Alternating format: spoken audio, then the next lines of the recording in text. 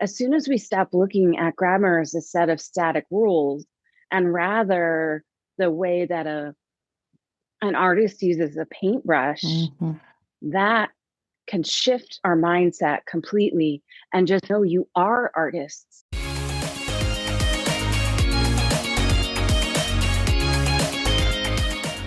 Welcome to Wish I'd Known Then podcast. I'm Sarah Rosette. And I'm Jamie Albright. And this week on the show, we have Patty McGee. Yes, we do. Yo, Yes. It's a fun show because it's about grammar. Yeah, don't be scared off because it's about grammar. Because we really talk about using grammar to craft your stories and to help showcase your voice, basically, right? Yeah. What? Say that again. I missed it. We put the mur in grammar. I was just trying to come up with something fun. Like we put the fun in dysfunctional, but yeah, there's not anything we good. put the gram in grammar. No, that doesn't do anything.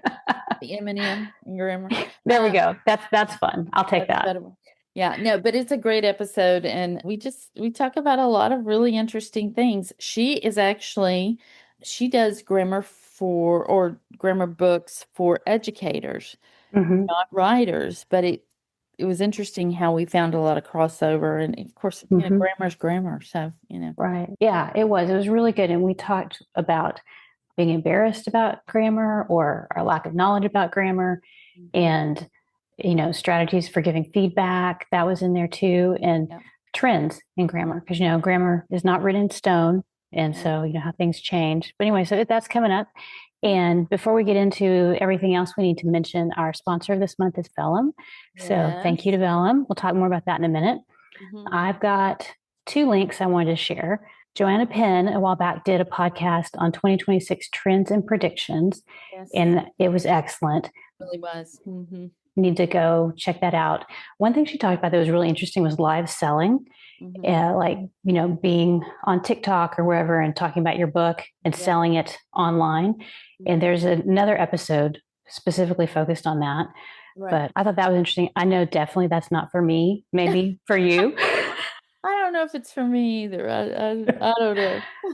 Yeah, but some of the other things she talked about was AI search, how indie authors are selling direct more. So there's a lot of good stuff in there. So I definitely check it out. And I'm not a futurist, so I always listen to Joanna and what she has to say because I need it. The creative pen with twins. Yes. For those of you, for new people, because we just assume everybody knows who Joanna Penn is, and most people do. But in case you're new to the writing world, you're new. She's the woman to know for sure. Yeah. So I think this is episode 844. So I will link to that in the show notes. And then the other thing I found really interesting is an article about Amazon's algorithm changes. And this is from, let me get it right, the new publishing standard. And basically the things that we've been seeing for a while with Amazon, it's like they're kind of solidified. Used to, you could run a BookBub or, ads and get a big spike, and that would help you be visible. And now that's not the case. Things like that are getting pushed down. Yeah. So it had a summary of what has happened, how things have changed, and then suggested actions. And I'll just read off a couple of these. One of them was plan promos for 30-day arcs, not single-day deals. Price pulse, small, frequent reductions outperform big drops. So, used to, if you could drop your book, from $5.99 to 99 cents, you could get a big boost, but now maybe it might be better to drop it just a little bit over time. And then monitor rolling 7-day units, not hourly rank screenshots. Yeah. And I feel like they're putting a lot of pressure, a lot of the onus on us. Like, just fix the ranks and let us see them every day. I don't understand why we have to wait. That's stupid. Sorry. Yeah. That's a hot take for Jamie. My outside thoughts. Your inside thoughts came outside. But yeah, everything's different now. The strategies that we were using a couple of years ago are not the strategies and tactics you want to use now. It makes me feel a little bit better because I'm coming back into it. I'm learning with everybody else. So, it's not like.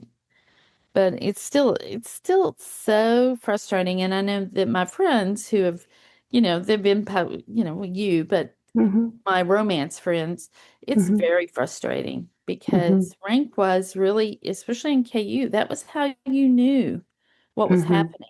I mean, you could measure the health of your book and your launch and what was going on by your rank. And now that is not the case. And see, since I was wide, I hardly ever looked at my rank. So I didn't even know what it was. I didn't care because as long as the books were selling, that was fine. So I would look at sales, not rank. But you do want your book to be visible. So we're going to have to figure out how to work with this new algorithm. I talked about that in my launch workshop, about how things have changed, and now the things we need to do to get visibility, which are different. It's not that big rank spike. It's more prolonged. Slow and steady. Yeah. So I'll link to that in the show notes. Great. And then I had two things that I noticed in Slack that I completely overlooked when we did the 300th episode. We asked for feedback and thoughts, and there were two in Slack that I completely missed. So I wanted to give a shout out really quickly to Krista and Doug.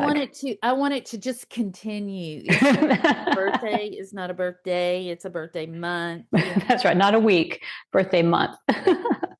So Krista said she didn't have any specific moments from the podcast that she remembered, but she said, you often say exactly the right thing, the thing I need to hear right then. Like at the end of last year, when you said it might be the right time to wait right now instead of taking action. And she said that was a perfectly timed message for her. And great. So that's awesome. We love hearing that. And then Doug said, my favorite thing about the podcast is the feeling of eavesdropping on old friends. I wrote something up and then asked Claude to create one of those 100-word flash fictions from it. And he posted what it came up with, and it's really funny. And I don't want to read the whole thing out because I'm not good at reading fiction stuff aloud, but I'll post it over in Substack when this episode comes out. So you can go over there and see it. Yeah. And feel free to post your own flash fiction over there too. If you want. Wish I'd known them flash fiction. Yeah. Wish I'd written today flash fiction or something like that. Funny. So, well, what's been going on with you? I've been writing. I'm doing my thing that I talked about last week where I do dictation, work on it for a couple of days, and then the rest of the week is admin and podcasting and stuff. And it's going well. It's taking some of the pressure off, which feels good. Yeah. And doing some research. I've been over on Substack a little bit, poking around there, trying to find some people and follow them. So if you followed us, the publication, Wish I Know Then, I'll try and find you and follow you as an individual. I'm learning how to use Substack, basically. Yeah, I still haven't really learned how to use it. I need to. That needs to be on my list of things to do. Yeah. Well, what have you been doing? I have been writing, and I got to the end of this book again, I guess this is my third time through, but it was the big edit. The first two were just like the second time clean up through it. There were holes in that story, but I had gone to the end, but like I'm through. This was a big edit. I still have to put things on the wall, on the walls, and totally get it, and stuff like that. But this is and most of that's done. Even, but as you get to, I don't, other people may not be like this, but as I get to the end of the book, I get excited and just, and I start writing. Want to be done. And exactly. So I get that. Every day. Last night I worked all day and then took a little break. I'm at my daughter's, took a little break to have dinner and stuff, and then started again and worked for about 4 hours last night. So you are just back in the zone. I am. It's been good. It's hard to get started. I will say that. Like where I usually go someplace here, I've been going to this one coffee shop, and it's hard for me to get started. But once I get started, I'm good. I don't deviate. I don't get on my phone. But it's hard to get started. And I don't, that's probably an ADHD thing. No, I have the same thing. I end up doing all these other things, like things for the podcast. And, I needed to call to schedule some service or something to come out to our house or make a doctor's appointment or something. But if I open the manuscript and I tell myself, just look at that first line or that last line and see if it needs to be edited or something. Once I start doing that, then I'm in it and I get going. So it's like I have to trick myself and say, just focus on one sentence. And then that kind of gets me going. But I dread it too. Well, I don't know why it's so hard to get over that initial I don't either. It's weird. Diving into the manuscript. I think it's because it's overwhelming to me because I know how much there is left to write and how much there is to edit. Yep. Yeah. And I've been through it enough that like most things are not really very, I'm not crying like I was when I wrote the first draft, but the last 2 days, there have been a couple of things. So now I'm in a new city at a new coffee shop crying. So I'm just spreading the love or around. So. You should just take your box of Kleenexes with you and then have a bunch of bookmarks beside you. And people say, are you okay? So yes, I'm an author here. Have a bookmark. Have clothes. It's funny. All right. And so our sponsor this week, the corporate sponsor is Vellum. We have our supporters that support the podcast, that support, what we do all the time. Yeah. The corporate sponsor for this week, though, is Vellum, and they kind of come alongside and help contribute to keeping the lights on and everything. So I was thinking about Vellum today, and one of the things I really love about it is the way I can make each book unique, especially with the special editions. I like being able to, you can do the chapter headers, you can do color now real easily. You can do full page images, which I do that a lot with maps. I put that in for the special editions. But I went to the library and picked up a whole today. And when I got it, I opened the book and it's a mystery. It's got little footprints on the top of each chapter heading. Oh, yeah. Like mystery footprints. Mm-hmm. And I was like, why am I not doing that in just all my editions, like my regular edition? It doesn't have to be a special edition. Yeah. And Vellum makes that super easy. So that's in the back of my mind now. What can I do? What little changes can I make that give it a little extra? What I was going to talk about too, even though I haven't done special editions, but I just redid the interior of all my books because they weren't matching. I mean, I just had, in the series I had, I just hadn't been careful, I guess, and they didn't have the same kind of design and stuff. And so I went, first of all, they have so many things to choose from. And I love yes. So much now. All frilly. There's very clean lines, like if you write nonfiction and stuff, but it's going to look good. That's the thing. You just know it's going to look good. One thing we should say that we didn't say last week, I noticed, was that Vellum is a Mac product. I mean, yes, Mac product, but you have to have a Mac to use it. And you used to be able to do a workaround. I don't know. In the cloud or something like that. I don't know if you can do that anymore. I don't know. If you could find a used Mac that. Borrow a friend's for an afternoon or something. Yeah, borrow friends. Get your daughter. That's what I did for a while. I got my daughter who had a Mac. She did my formatting for a while. So, and you could outsource that. You could have somebody else format it in Vellum and have them give you the Vellum file when you're first starting out. And then once you've got that file, later on, if you get Vellum, you could just open it in Vellum and then you can make your changes that you need real easily. Absolutely. Yeah. So love them. They're such great people to work with, and we're very happy that they're a sponsor. Yes. So if you're interested in Vellum, you can go to tryvellum.com/wish, and that link will be in the show notes too. And we should get on with the podcast. All right. Here is Patty. We're really happy to have Patty McGee with us today. Hi, Patty. How are you? I'm good. Happy to be here. We're glad you're here. Patty's just outside New York City, correct? So which is frozen in right now. Yeah. Yes, I'm frozen in, and she's trapped. And saying that I'm from right outside New York City is a nice way of saying I'm from New Jersey. Oh, well, there you go. It sounds better.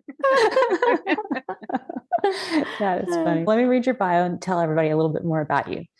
Patty McGee is a nationally recognized literary consultant, speaker, and educator with a passion for transforming classrooms into spaces where language and learning come alive. With decades of experience as a teacher, coach, and advocate for delightful literary practices, Patty has worked alongside educators across the country, partnering to unlock the full potential of their students. And her current book is Not Your Granny's Grammar, which is her third book. And I love that title. I do too. How did you get started, writing and working with educators and things like that? Yeah, so I first started teaching Mm-hmm. back in 1994. Okay. And I just found that my literacy instruction was just abysmal because one, I was really good at reading and Mm-hmm. relatively good at writing. So nothing was challenging for me. And so because of it not being challenging, I wasn't really sure how to teach how to work through challenges because I hadn't had that experience. I had resources, but those resources usually aren't teaching anything. Like I needed instructional methods. And I got much better at all things literacy, but I found two areas that were problems of practice for me. One, response to writing, because the only way that I knew how to respond to student writers was to correct the heck out of their papers. And that's not instruction. And that was a big thing for me to wrap my head around. It's correction, it's not instruction. Like I had to figure out how to teach writing so that writers grow. So that was what my first book was on. But my second problem of practice was grammar. And that took a very long time to be able to find something that I could understand that went beyond memorization, worksheets, correction, that all, and then immediate expectation of usage, because that's just, I don't know if you were taught that way, but that was the methods that were used when I was in school. And then correcting the heck out of the grammar, which meant I didn't know how to use it, but I wasn't learning it. Right. I find that is a problem of practice still. So here we are 30 something years later. And that is how I got my third book focus was just pretty much studying what can I do differently with grammar instruction. And it finally coalesced a couple of years ago, but it's the same publisher I've been using too. Okay. So the one for feedback that moves writers forward, I'm like gesturing over here because that's what the picture of it is. That was more on like response to writing, that wasn't correction, and went through Corwin. And then I stayed with them for this grammar book. It was a nice relationship. Receiving correction, but not instruction. This sounds very familiar because a lot of times we send things off to copy edits and then they come back and you have the correct way to do it, but sometimes it doesn't make sense in your head. So that all sounds super familiar. What do you wish that authors or just people in general knew about grammar? I wish that people knew solidly 4 types of sentences: simple sentences, compound sentences, complex sentences, and then the ever elusive compound complex sentence. Because those are top of the food chain there. Yes, exactly. That's a 7th grade standard, as a matter of fact. But when we have go-to sentence structures, we can write more fluently because we can keep structure in mind along with meaning. And then when we revise our writing, we can really look at the structures we've used or intentionally misused in order to think about, is this the rhythm we want our writing to have? Is this the music we want our writing to sound like? And when we have just in our back pocket solid 4 go-to sentences that we can always like turn into non-sentences, it's just helping us get things down on the page quickly, more easily, because we know that drafting part is a beast. So if we have sentences in our back pocket, it will help us work with that beast. That's great. For me, I did not begin writing until I was 50 because I had such bad grammar that I had always made up stories, but I never wrote them down because I was embarrassed. And anyway, but what I realized when I started writing, and I was in a critique group, so they were actually teaching me to write as we were going along, was that kind of melody of a sentence. It was just like, and I think that rhythm of a sentence and how you write that rhythm of a sentence, what I now believe is that is your voice, because we all sing a different song. We all all of our rhythm is very different, and I just realized that was I understood mine pretty quickly. I think it's because I was older, but yeah, that's so interesting that you said that, because distinctly remember having that thought. It's And like writing a song. It's like how this sentence flows and how you feel when you read it. Yeah. Yeah. can I also just say something about you feeling embarrassed Oh, yeah. about your Please. grammar? I just want to say that is one of the most prevalent feelings Hmm? of people who have been educated and are putting themselves out there, whether they are writers themselves or in some way writing for other audiences. I had someone contact me who writes grants to be able to get money for this museum that she's a part of. Right. And it's like grant writing is its own genre. But grammar, then, if not really, she wasn't secure in the sentence usage. And that was embarrassing for her. And teachers feel embarrassed because that's who I write for. Teachers feel embarrassed because they feel like they're supposed to know grammar. Yeah. And so they may not teach it, or they may not admit it, because of course you're supposed to know grammar if you're going to write a book.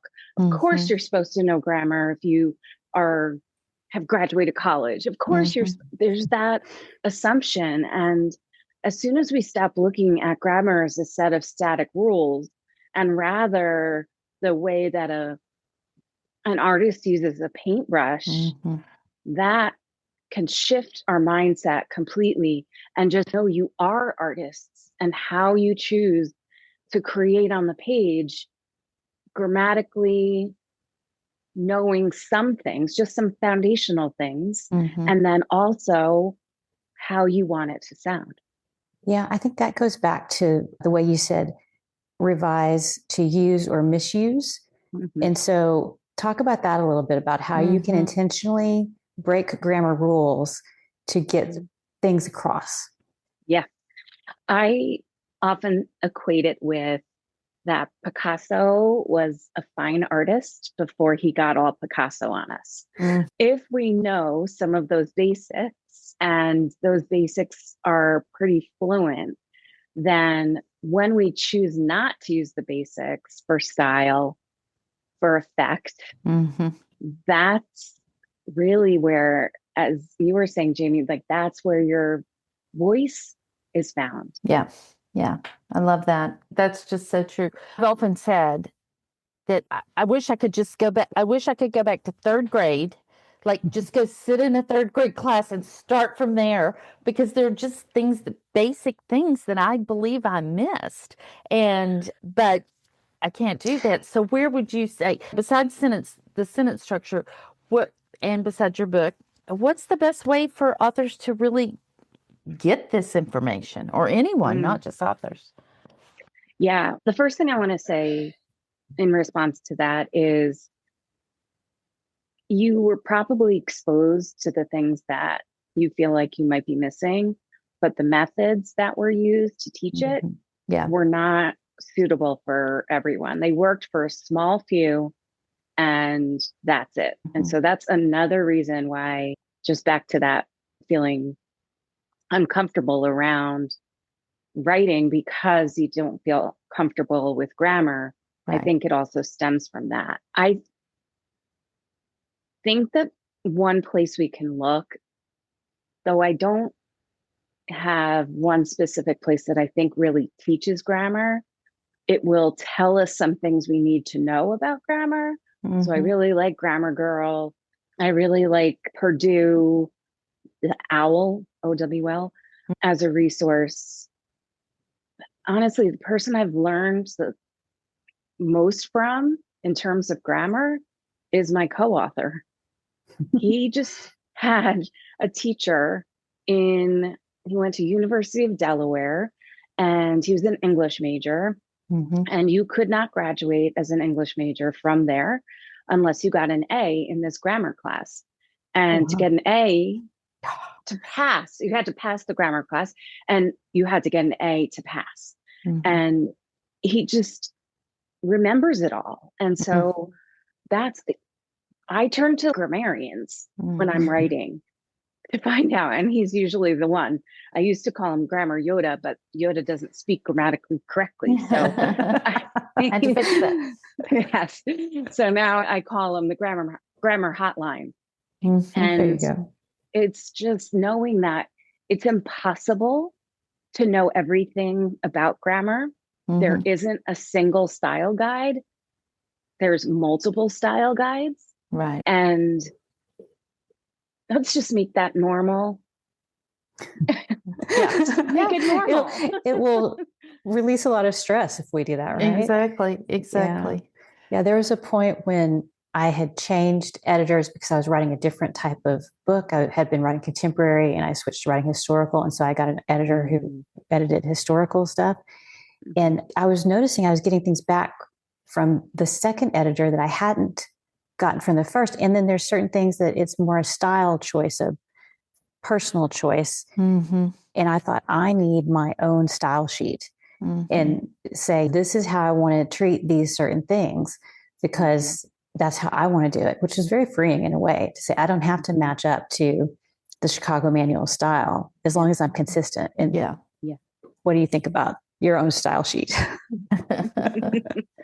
Yeah, I love that. I think you're both such prolific authors that when you decide on your style sheet, because you're so self-aware, metacognitive about your writing, I think that then you have found your voice and you can then create the rules, quote unquote, that you want to follow, that you want incorporated, and those that, when suggested, might be overlooked. You were talking about how to help authors grow, how writers grow, authors grow. How do you do that? Like, how do you help, instead of just correcting, how do you help an author grow in their knowledge of grammar? Yeah, I have a few things, but I'd like to start with an example in my life that shifted how I teach writing. And if I hadn't said this before, I teach young writers, K through 12, and I teach teachers how to teach writing. But one thing that really shifted the way that I thought about teaching writing was a relationship that blossomed between my dad, who wanted to learn how to crochet, which is a very rare father. I haven't found anyone else who has a dad who crochets. And then his sister-in-law was a master crocheter, or is still a master crocheter. And what they would do would be get together, and my dad's only genre was blanket.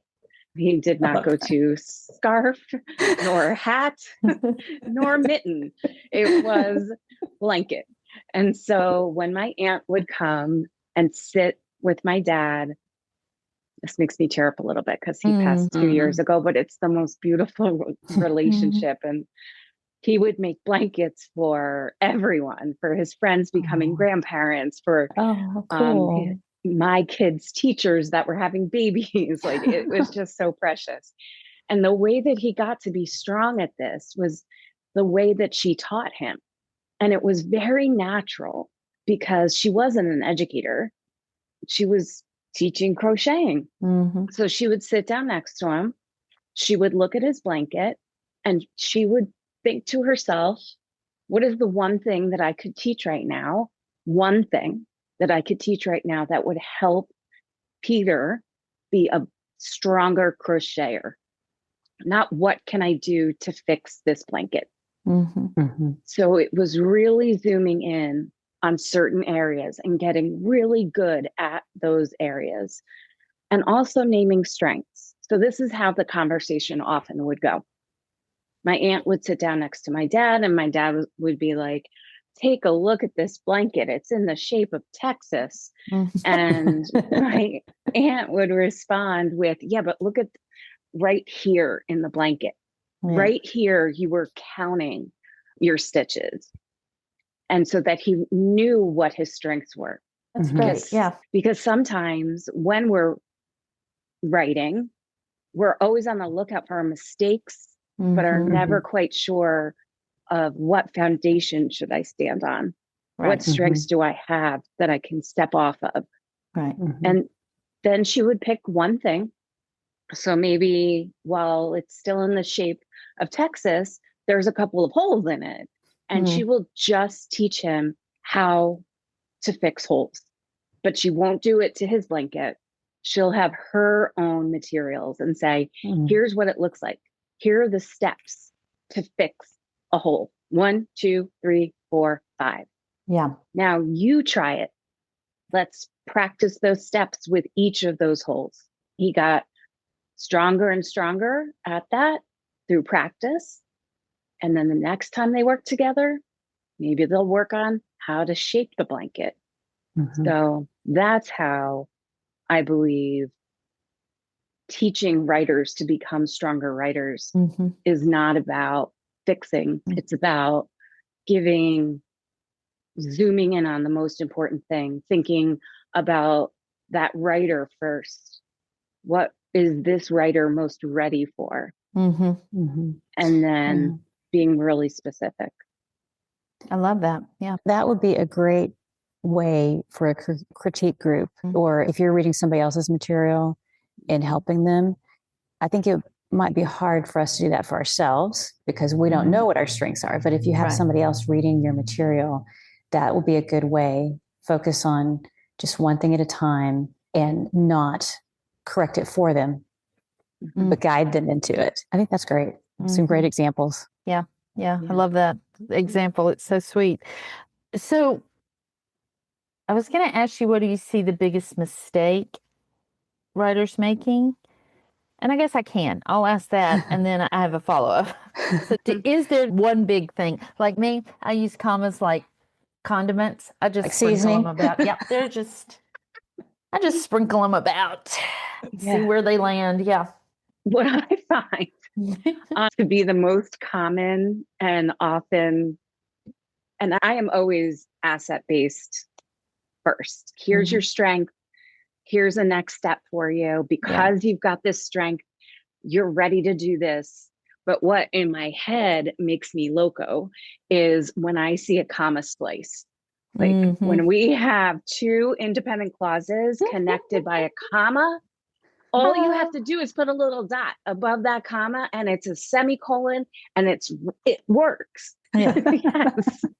But that's, I think, my pet peeve because I see it all the time.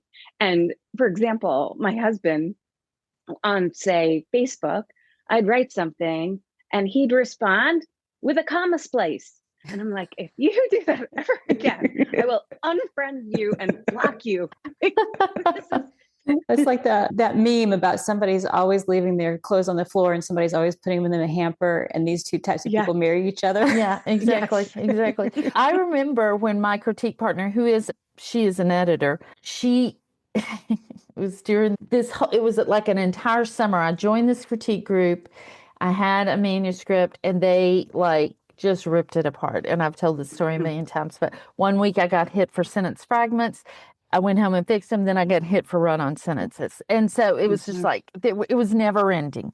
And, but she called me one day and she was like, pull up your manuscript. And so I did. And she said, see right here. And I said, yeah. She said, that is a comma splice. And that is really bad. It was like she was telling me, almost like giving me some sort of birds and bees talk. Good girls don't, and kind of thing. I was like, okay, she scared me with the whole comma splice thing. But yeah, I am much better at that one than I am anything else because she kind of scared me. So that must be an editor thing, a grammar person thing. Yeah. So if that's the biggest mistake, what do you think what's the thing they struggle with the least? Capitalization, whatever. It could be just to give us some positives.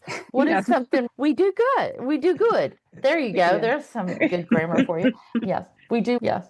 Yeah, I think authors make me jealous with their art, the way they can artfully choose just the right word, just the right follow up sentence, just I just read Theo of Golden.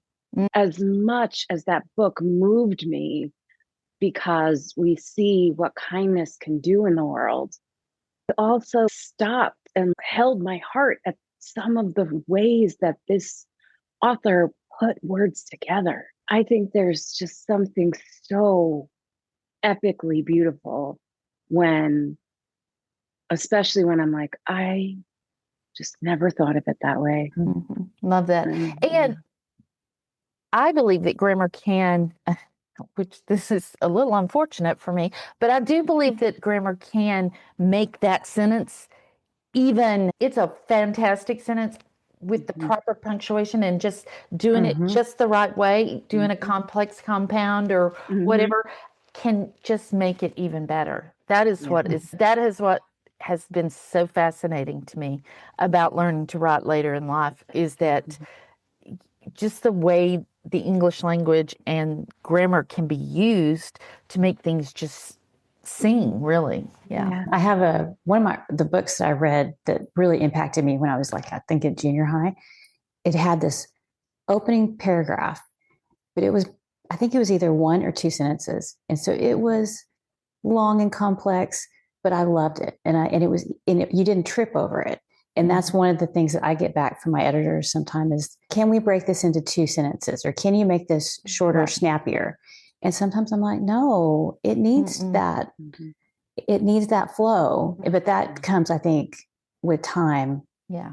Well, and knowing your characters too. Your characters are not in your historicals are not going to be snappy and sassy like my characters are. Yeah. Yeah. They're not communicating with emojis. That's for sure. Exactly. Exactly. Yeah. Well, let's see. I had another question about, so if somebody sits down and they're looking over their manuscript and they've got to the point where they are working on the grammar, is there something you would recommend they tackle first? Do you have like a triage that we can do, or does it depend on each manuscript? I think it depends on each manuscript and being able to self-identify, maybe going back to your style guide, or self-identify those things that are your usual suspects. You know what I mean? Your usual. Yes, I do. Cleanups and putting them into a checklist and just looking back for those. I tend to write repetitively to say the same thing on different pages.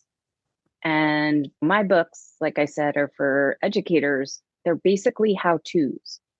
And to be saying the same thing in each how-to, it's just repetitive. So I think it's find our Achilles heels, because we definitely all have more than one. Search for that. But I also just want to say something that I think will add a little, reality to being a writer. Our grammar book. So I wrote instructional practices in it. Tim, grammar guru, Yoda, knows more about grammar than I think I will ever know. He went back into our book, reread this manuscript more than one time, and corrected any grammar that I didn't catch for my parts. And then it went to copy edit. And it had lots of grammar changes that were needed. Yeah. So I think it's also to be like a little kinder to ourselves. Yeah, I was going to say that's encouraging. Yeah, that is encouraging. Yeah, I love that meme that says, I want to be as persistent as the grammar mistakes that my copy editor, 5 rounds of edits and my ARC readers missed, kind of thing. Yeah. I was just thinking as you were saying that about the pressure of releasing a book on grammar. I don't know that I could do that because I'd be so worried about the mistakes. I'd be like, I can't have any mistakes. But something always slips through. And something did. Oh, no. Gotta love it. You gotta love it.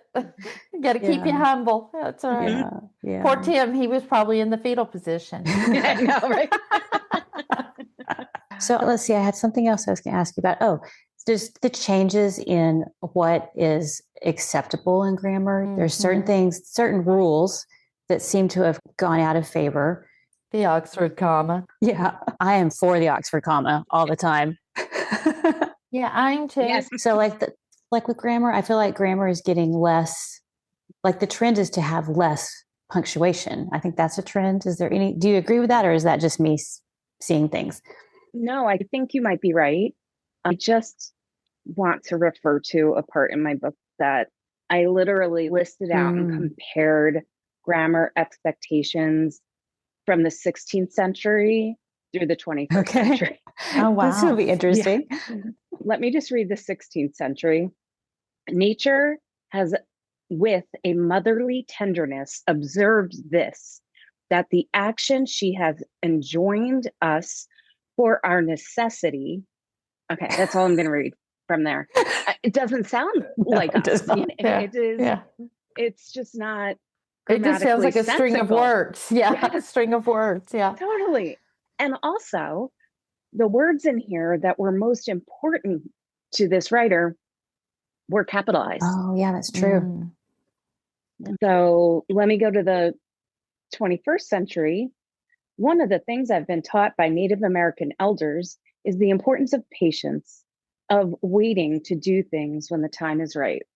So I know that's many hundreds of years, but grammar is evolving. And yes, maybe it's some less punctuation. Like I think the comma before the and in a compound sentence will go the way of the buffalo, because I don't see it very often in published writing, although it is in grammar standards. I think that there will be changes grammatically that come from texting. Yeah. You know, for my website, I just asked my designer to do what they call schema, which I wasn't even sure what that was for anybody else who's unsure what that is. It basically is getting the language that people will say into their phone instead of typing into Google or other search engines, collecting that language and then using that as a layer within the website for people to guide themselves or find themselves there, where it used to be like search engine optimization words. Now it's looking at another level at what people say. So I think that type of grammar is also going to have a greater effect on our evolution. True, because we do speak a lot more into our phones, dictation type communication. And I also think that my pet peeve of the comma splice is going to become so frequently used that it's not going to be something that it will become something accessible. Not for me. No. You are not an agnostic when it comes to the comma splice. No way. Well, this has been fascinating and just so good. I've really enjoyed it, and I've learned some stuff, and I feel better about a few things. And so that is really great. Tell people where they can find your book, Not Your Granny's Grammar. Is that's the right title? Yeah, Not Your Granny's Grammar. Sure is, Not Your Granny's. Because I think that not just for educators, but it would be something that would be beneficial, correct? Yeah. 100%. Especially there's the fourth part of the book. Tim wrote down in ways that we can all understand what to know about grammar and how to use it. And then he also went ahead, and I think this is the cutest thing. He got a dry erase board for his basement, and his sons, who are anywhere from fourth grader to eighth grader, took videos of him teaching some of the harder grammatical concepts. I think it would be useful for so many. You can find it on my website, which is pattymcgee.org. And it's Patty with a Y, not an I, because Patty with an I is a famous skateboarder from the 60s. We'll have that link in the show notes. Yeah. Thank you. Well, thanks for being here today. It's been great. And we will have the link in the show notes. And also, don't forget our sponsor for this podcast, Vellum. You can find a link for that in the show notes as well. We'll see everybody next week. Bye. Bye. Bye.